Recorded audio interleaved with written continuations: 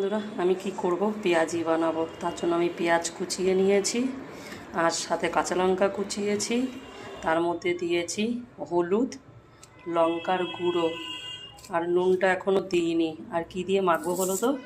ময়দা দিয়ে মাখবো, মেখে ভাজবো। আমি পরোটা করলে মোটামুটি বেশিরভাগ ময়দা দিয়েই করি, তো দেখতে থাকো তোমরা। দেখো মাখা হয়ে গেছে আর এখানে দেখো তেলও আমার হয়ে গেছে। এবারে আমি এগুলোকে এই যে হাত দিয়ে এরকম করে দেব।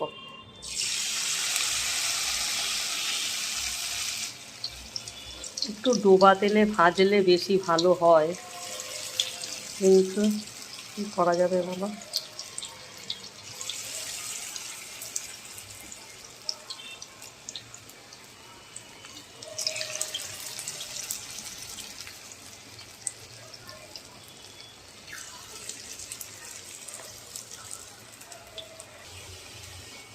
দেখো এবারে আমি এটাকে উল্টাবো।